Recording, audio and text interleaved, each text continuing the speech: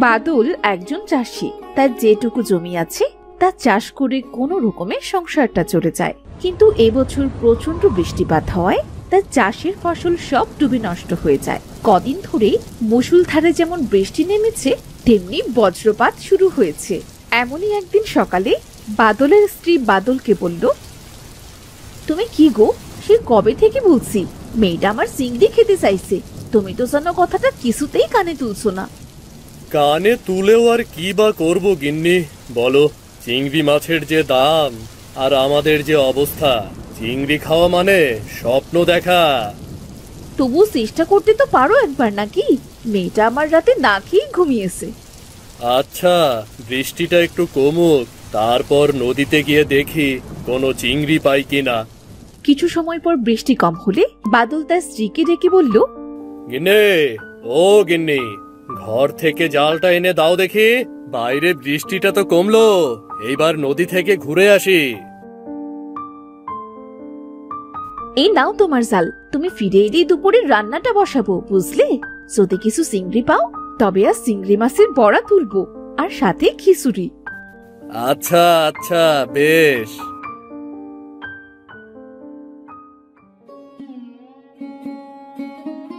জালটা বেশি ভালো না।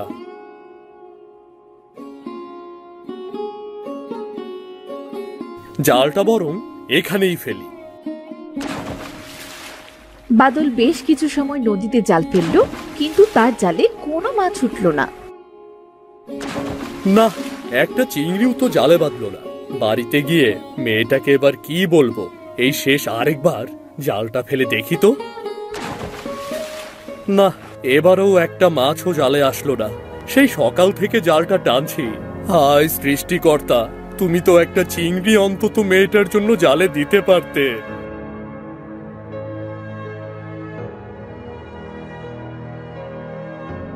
বাদল নিরাশ হয়ে বাড়ি ফিরে এলো। কি গো, ফিরলে বুঝি? কই চিংড়ি কই? ওমা, একটাও চিংড়ি পাওনি বুঝি? না গো গিন্নি, একটা চিংড়িও পাইনি। তুমি চিন্তা করো না, কাল আমি আবার নদীতে গিয়ে আমার মেয়েটার জন্য চিংড়ি ধরে আনবো।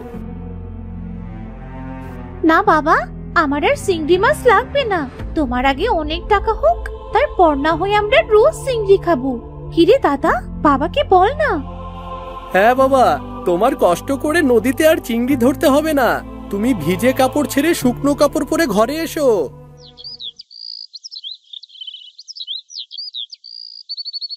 পরদিন মায়া তার ভাই রাজুকে গিয়ে বলল, কিরে দাদা, বই পড়ছিস বুঝি? হ্যাঁ রে বোন, আয় বস এখানে। দাদা জানিস, আমার না আবারও চিংড়ি খেতে খুব ইচ্ছে হচ্ছে। চল না দাদা, আজ তুই আর আমি গিয়ে নদী থেকে কিছু চিংড়ি ধরে আনি। না না বোন, এখন তো নদীতে ভরা পানি, কোনো চিংড়ি পাওয়া যাবে না। শুনেছি বটতলার নিচে যে ফেলানো গর্তটা আছে না, তাতে নাকি অনেক চিংড়ি আছে। চল আজ একবার গিয়ে দেখে আসি।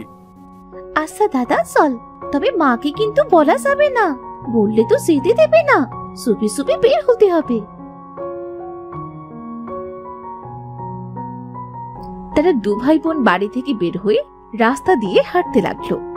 এই দাদা, যদি অনেকগুলো চিংড়ি মাছ পাই তবে চিংড়ির বড়া, চিংড়ির শুটকি, চিংড়ির মালাইকারি আর চিংড়ি ভাজা দিয়ে এই মেঘলা দিনে মাকে বলবো খিচুড়ি রান্না করতে। আচ্ছা বেশ, আগে চিংড়িগুলো পেয়ে তো নেই, তারপরে না হয় ওই পদের কথা ভাববো, বুঝলি? ওই দেখ দাদা, সেই জায়গায় চলে এসেছি আমরা। এবার জালটা জলদি করে ফেল, দেখি কতগুলো চিংড়ি ওঠে। রাজু গর্তটিতে জাল ফেলে টানতে লাগলো। এদিকে আকাশ মেঘলা হয়ে চারপাশে ঝড় বইতে শুরু করলো। এই দাদা, তাড়াতাড়ি জাল টান, দেখ ঝড় বইছে, এখনই বৃষ্টি শুরু হবে। আরে, জালটা তো আসছে না, মনে হচ্ছে কোনো কিছুতে আটকে পড়েছে।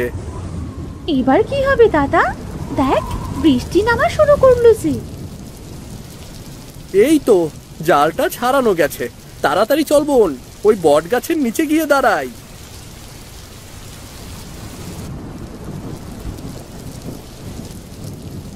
ও মা দাদা, দেখ কতগুলো চিংড়ি বেঁধেছে। চিংড়ির কথা পরে ভাববি, আগে চল এখান থেকে। হ্যাঁ দাদা, আমার না আমার না খুব ভয় করছে রে। এবার বাড়ি ফিরবো কি করে?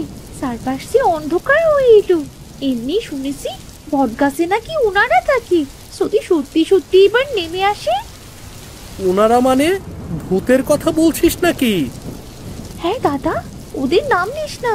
শুনেছি নাম নিলে নাকি ওনারা সামনাসামনি চলে আসে। আরে ধুর পাগলি, কে বলেছে তোকে এসব কথা? আমাদের কিচ্ছু হবে না। এই তোরা কারা রে? এই ঝড় বৃষ্টির মধ্যে গাছতলায় কি করিস? তোদের কি মৃত্যুর ভয় নেই নাকি রে? দেখ দাদা, ভূত। এবার কি হবে দাদা? আমরা একটা দৌড় দিই। না না, ভূত তো আমাদের থেকেও বেশি দৌড়তে পারে। এবার আমাদের ঘাড় মটকাবে। এই তুই থাম তো, এত ভয় পেতে নেই। কে তুমি? সামনে এসো। আসলে আমরা মাছ ধরতে এসে বৃষ্টিতে আটকে পড়েছি। ও বুঝলাম। তবে তোরা কি আমায় একটু সাহায্য করতে পারবি? তুমি আগে সামনে এসো তো, তারপরেই না হয় সাহায্যের কথা ভাববো। তোরা আমায় চিনবি না। ওই দূরে দেখছিস না, ওটাই আমার বাড়ি। আসলে এই ঝড় বৃষ্টিতে আমার ঘরটা ভেঙে পড়েছে। একটা মানুষ খুঁজছি ঘরটা ঠিক করাবার জন্যে, কিন্তু কাউকেই সে খুঁজে পাচ্ছি না। ওমা, ঠাকুমা তুমি? আমি তো খুব ভয় পেয়ে গিয়েছিলাম। তা এত ভয় পাওয়ার কি আছে? তোরা কি একটু যাবি আমার বাড়িতে? যদি একটু সাহায্য করতি তবে সে খুব উপকার হতো। আচ্ছা চলো ঠাকুমা, তোমার ঘরটা ঠিক করে তবেই বাড়ি ফিরবো। আচ্ছা ঠিক আছে, তাহলে আয় আমার পিছু পিছু। দাদা, এই বুড়িটাকে আমার সুবিধে মনে হচ্ছে না। যদি ডেকে নিয়ে আমাদের সব মাছ খেয়ে ঘাড় মটকে দেয়, তখন কি হবে রে? আরে না, কিচ্ছু হবে না। চুপচাপ হেঁটে চল। তাছাড়া বৃষ্টিতে এভাবে ভেজার চেয়ে বুড়ির সাথে যাওয়াই ঠিক, বুঝেছিস? এই দেখ, এইটাই আমার বাড়ি। ওই চাল ফুটো হয়ে ঘরের ভেতর পানি পড়ে। শান্তিতে একটু ঘরেও থাকতে পারি না। চালের উপরে উঠে চালটা একটু ঠিক করে দিবি?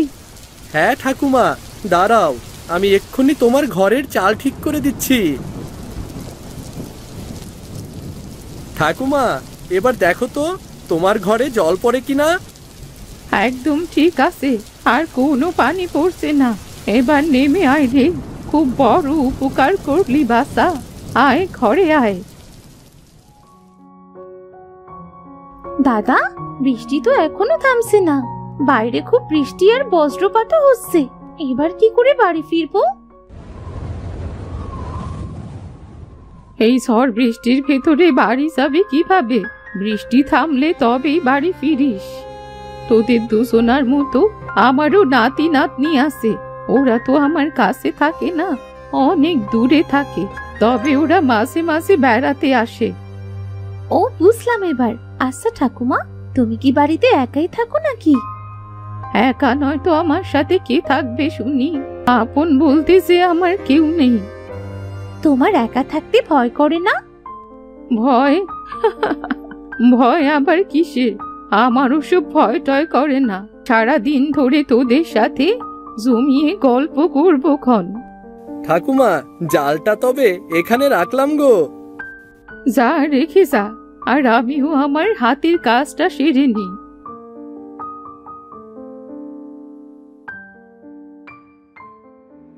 দাদা, এই দাদা, দেখ না, সালে যে একটাও চিংড়ি নেই। আমাদের চিংড়িগুলো সব গেল কোথায়? চিংড়িগুলো নিয়ে তোদের চিন্তা করতে হবে না রে। আমি সব চিংড়ি ভেজে রেখেছি, সাথে তোদের জন্যে খিচুড়িও রান্না করেছি রে। খিচুড়ি আর চিংড়ি ভাজা? ইস, আমার তো জিভে এখনই জল চলে এসেছে। এত কিছু তুমি কখন করলে গো ঠাকুমা? তা তো করেছি তোরা যখন গোসলে গেলি। খুব ভালো করেছো। এমনিতেই এত বেলা অবধি চিংড়িগুলো থাকলে নষ্ট হয়ে যেত। হ্যাঁ, এই জন্যেই তো চিংড়িগুলো ভেজে রাখলাম। চল, এইবার খাবি চল। কতগুলো চিংড়ি ভাজা! আমাকে কিন্তু পেট ভরে চিংড়ি খেতে দিতে হবে। বেশ বেশ, তোর যা লাগে তুই তাই খা। ঠাকুমা, তোমার হাতের রান্নার কি স্বাদ গো, যেন অমৃত খাচ্ছি। খুব স্বাদ হয়েছে খাবার। দাদা, বাইরে তো ঝড় বৃষ্টি কমলো না, এবার বাড়ি ফিরবো কি করে? প্রায় যে সন্ধে হয়ে এলো। আজ আর তোদের বাড়ি যেতে হবে না, তোরা বরং কাল সকালে বাড়ি চলে যাস।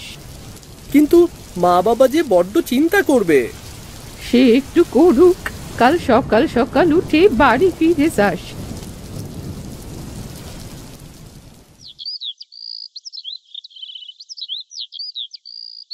পরদিন সকালে মায়া ও রাজু ঘুম থেকে উঠে বাইরে বেরিয়ে এলো। তোদের ঘুম ভাঙলো বুঝি? হ্যাঁ ঠাকুমা, আজ আমরা আসি গো, অন্যদিন আবার দেখা হবে। জানি না বাড়িতে মা বাবা কি করছে। অন্যদিন আবার কোথায় পাবি আমায়? আমি কি আর এক জায়গায় থাকি? এইটা তো তোমারই বাড়ি বুড়িমা, তুমি তো এখানেই থাকো। না না, আসলে কাল আমি তোদের মিথ্যে বলেছিলাম। তোরা যদি আমায় ভয় পাস, এই জন্যে। আমি কোনো সাধারণ মানুষ নই রে, আমি তো একটা পেতনি। কি যাতা বলছো? ওগো ঠাকুমা, তুমি কেন পেতনি হতে যাবে? মিথ্যে কথা বলছি না গো বাসা। আমি আমার রূপে ফিরলে তোরা আবার ভয় পাবি না তো? তুমি তো অনেক ভালো ঠাকুমা, তোমায় দেখে ভয় পাবো কেন? আচ্ছা বেশ, তবে দেখ তাহলে। এবার বিশ্বাস হলো তো আমি যে পেতনি? হ্যাঁ, তা তো হলো, কিন্তু তুমি পেতনি হয়েও এত ভালো কেন? আর আমাদের এ বাড়িতেই বা কেন নিয়ে এলে? আসলে কাল তোদের দু ভাই বোনকে ওভাবে ভিজতে দেখে আমার খুব মায়া লাগছিল, আর তাই তো তোদের মানুষ রূপে তোদের এই বাড়িতে নিয়ে আসি। তুমি খুব ভালো গো ভূত ঠাকুমা, তুমি ভূত হয়েও আমাদের কত যত্ন করলে। এই নে, এই কৌটোটা রাখ। এটা কিসের কৌটা গো ভূত ঠাকুমা? এইখানে কিছু চিংড়ি মাছের খাবার আছে। এই খাবার থেকে এক চিমটি যদি নদীর জলে দিস, তবে সেখানে অনেক বড় বড় চিংড়ি এসে হাজির হবে। এটা মায়াবী চিংড়ি খাবার। সেই চিংড়ি বিক্রি করলে দেখবি তোদের সংসারটাও দিব্যি ভালোভাবে চলে যাবে। এতটুকু খাবার? এতটুকু খাবার তো কি হয়েছে, সারা জীবনে ওই খাবার ফুরোবে না গো। এই কৌটোটাকে ধর। তোমাকে অনেক ধন্যবাদ গো ভূত ঠাকুমা, আজ আসি তাহলে আমরা। রাজু ও মায়া ভূতপুরীর কাছ থেকে বিদায় নিয়ে বাড়ি ফিরে এলো। বাড়ি এসে দেখলো তাদের বাবা মা খুব কাঁদছে। কোথায় গেল আমার ছেলে মেয়ে দুটো? খুঁজতে তো আর কোথাও বাকি রাখিনি। ওগো, আমার ছেলে মেয়ে দুটোর কি হলো? ওরা কি আর কখনো ফিরবে না? মা, তুমি এত কাঁদছো কেন? এই দেখো মা, আমরা ফিরে এসেছি। তোরা তোরা এসেছিস? কোথায় ছিলি কাল থেকে? সে অনেক লম্বা ঘটনা মা, দাদার কাছ থেকে শুনে নাও। দাদা, দাদা বল না বাবা মাকে। আমরা কত চিন্তা করছিলাম জানিস তোরা? এটা অন্যায় সেটা বুঝতে পারছি বাবা, তবে আমরাও যে বিপদে পড়েছিলাম। কি বিপদে পড়েছিলি বাবা? এরপর রাজু তাদের সাথে ঘটে যাওয়া সমস্ত ঘটনা তার মা বাবাকে খুলে বলল।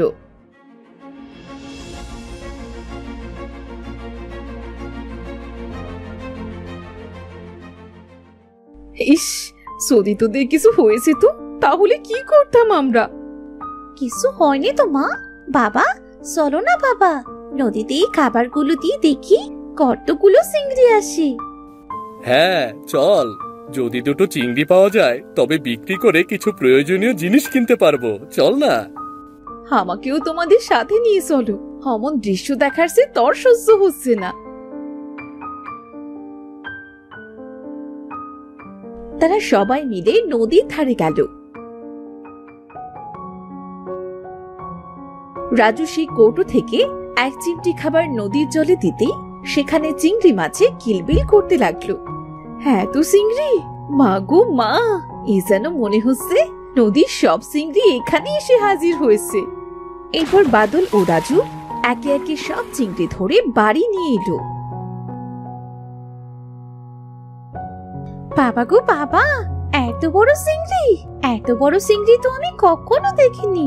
মা শোনো, আজ কিন্তু এই চিংড়ি ভর্তা, চিংড়ি ভাজি, চিংড়ির মালাইকারি করবে। আমি এখন থেকে রোজ চিংড়ি খাবো মা। খাদুক একটা। আচ্ছা শোন, আজকের চিংড়ি সব তোর, তুই যত খেতে পারিস। তুই খেয়ে থাকলে তবেই হাটে নিয়ে যাব, বুঝলি? কি মজা, কি মজা! মায়া খাবে সবগুলো চিংড়ি ভাজা।